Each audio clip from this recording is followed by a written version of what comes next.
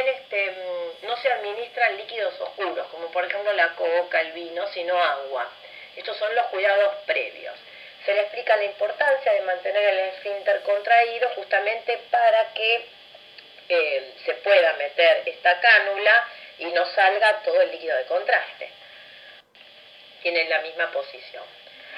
Bueno, enfermería acá lo que administran es la premedicación, no medicación, y enema según lo indicado. El personal de enfermería controla signos vitales y suspende la ingesta oral.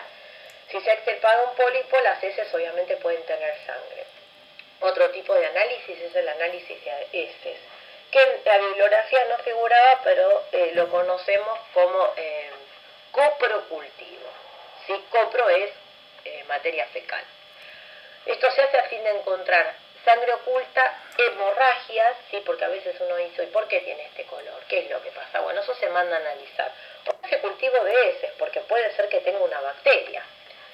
Bueno, esta ya es una patología propiamente dicha, muy conocida, la gastritis. En este caso vamos a ver una gastritis aguda. Consiste en una inflamación transitoria de la mucosa, donde hay hemorragias, ¿sí? Y erosión de la mucosa. Esto es muy importante. En relación a la etiología, vuelvo a repetir, es la etiología por qué, ¿sí? Se asocia con alcoholismo, ingestión de aspirina, esto es muy importante, por eso cuando hay una úlcera o una gastritis se le dice no tomes más medicación, el tabaquismo, el estrés, ¿sí? Y la quimioterapia y la radioterapia también son causas de una gastritis.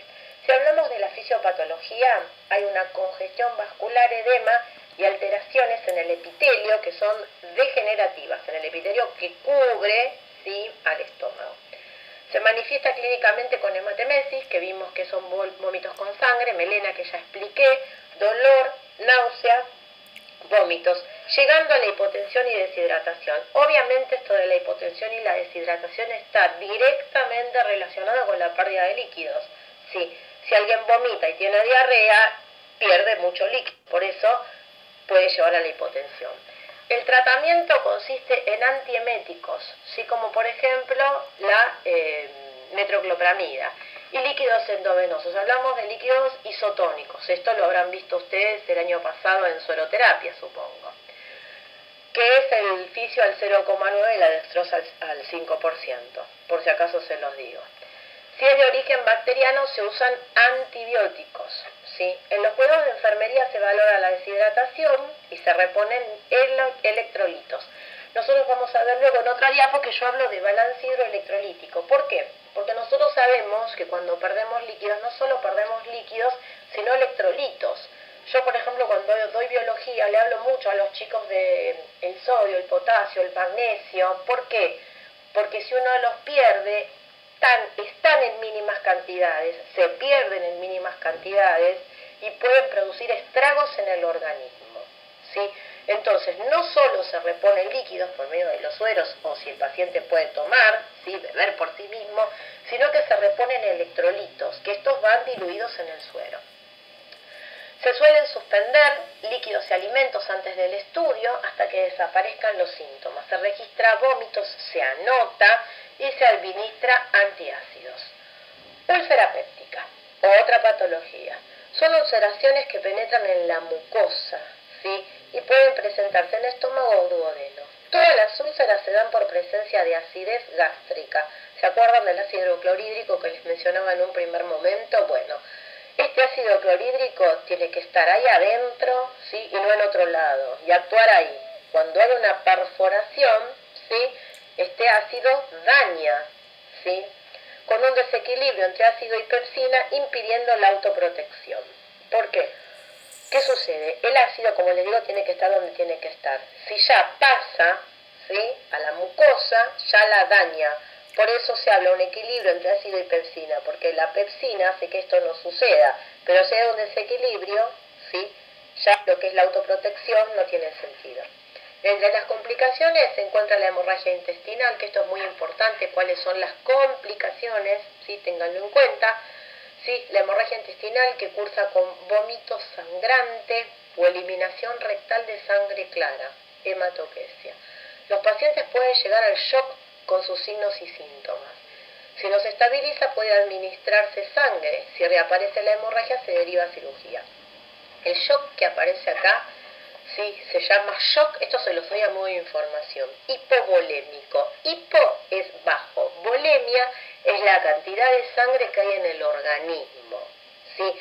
Entonces, obviamente, por la hemorragia, ¿sí? Y por la pérdida de sangre, ¿qué sucede? ¿Sí? Se pierde líquido, porque estamos hablando del líquido que hay dentro del cuerpo. Entonces el paciente, que esto también lo vimos en la primer clase, empieza a manifestar signos y síntomas de que hay una hemorragia, que se pone taquicárdico, taquipneico, ¿sí? En su afán de compensar con la poca sangre que le queda, sin mantener perfundido a todo el organismo. Esto algo hablé en la primera clase cuando hicimos valoración según Virginia Henderson.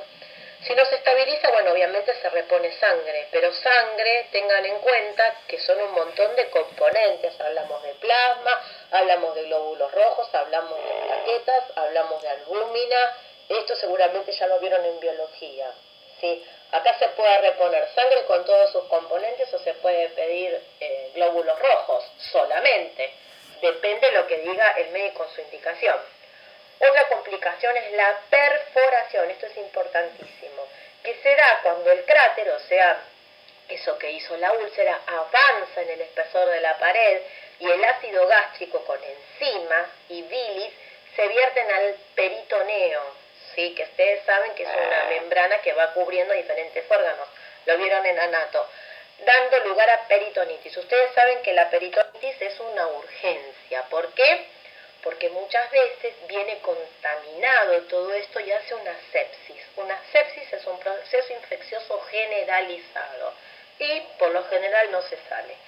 La úlcera perforada, obviamente hay una infección, ustedes saben que todas las infecciones cursan con fiebre, o la gran mayoría, hipotensión por pérdida de líquidos, vómitos con sangre e ingesta de alcohol. La obstrucción es común en la región pilórica, ¿sí? Provocando dilatación del estómago y vómitos. Se da náuseas, la sensación de plenitud gástrica de que está lleno, epigastralgia y anorexia. El tratamiento es para neutralizar las secreciones y reducir las complicaciones. Entre los fármacos está la ranitidina, que es lo que van ustedes a encontrar por lo general en los servicios, ¿sí? Los protectores de la mucosa como el misoprostol, antiácido, sucralfato, que es un jarabe que también se da para cicatrizar. Esto se da mucho en los etílicos, ¿sí? En los pacientes con cirrosis. ¿Por qué? Porque tienen úlceras, entonces para cicatrizar se le da esto y se le pone omeprazol. Por lo general es un paralelo de omeprazol, ¿sí? Estoy hablando todo endovenoso. Si no, se le puede dar omeprazol vía oral, pero siempre hay que ver si el paciente puede tragar. El tema del omeprazol, por favor tengan en cuenta, no sé cómo lo estudiaron en fármaco, ¿sí? Que no es un protector gástrico, es un inhibidor de la bomba de protones. Nunca me digan a mí que el omeprazol es un protector gástrico, es un inhibidor, lo repito, de la bomba de protones. Y otra de las cosas que se administra también es la crema de bismuto. Bueno, se limita la ingesta de picantes, obviamente, de alcohol, y se piensa en una dieta protectora. En relación a los cuidados de enfermería se valora la presencia de dolor en epigastrio, la espalda, los brazos. ¿Por qué? Porque hay una irradiación. Valorar si fuma o bebe, la edad y la medicación que ingiere. Se observa si se alivia el dolor con la medicación, la administración de antiácidos, protectores, ranitidina. Se valoran las heces en presencia de sangre, melena, hematoquesia. Se observa la taquicardia, las respiraciones, a ver si son profundas, si hay taquipnea, si es elevada, y se observan los lechos unguiales y la palidez. ¿Esto por qué? Porque la observación de lechos unguiales y palidez nos puede dar la presencia de una hipovolemia, ¿sí? Tener en cuenta el desequilibrio hidroelectrolítico que les decía, no solo de líquidos, sino también de electrolitos, la hipoxia cerebral, ¿sí? O sea, la falta de... Tengamos en cuenta, chicos, la hemoglobina que está presente en los glóbulos rojos transporta oxígeno. Si yo pierdo sangre, no tengo glóbulos rojos, ¿sí? Entonces hay hipoxia, ¿se entiende? Porque no hay quien me lleve oxígeno.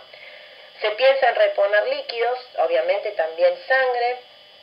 Realizar un balance estricto, esto es importante, yo tengo que tener un balance de lo que entra y lo que sale. De todo lo que entra me refiero a sueros, me refiero a lo que entra por boca, ¿sí? Si hay nutrición enteral o parenteral, ¿sí?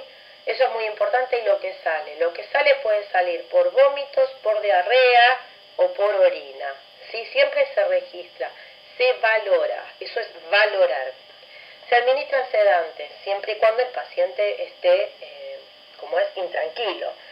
Y acá yo puse sonda nasogástrica con un signo de pregunta, porque esto siempre va a depender del profesional. Algunos profesionales quieren que en estos casos se coloquen sonda nasogástrica y otros dicen que no y lo fundamentan justamente con que ya está todo lastimado, entonces no hace falta. Porque a veces se pone una sonda nasogástrica a débito. ¿Qué quiere decir a débito? Que va como la bolsa de orina, ¿sí? Incluso se hace con la misma bolsa de orina, para ver qué es lo que hay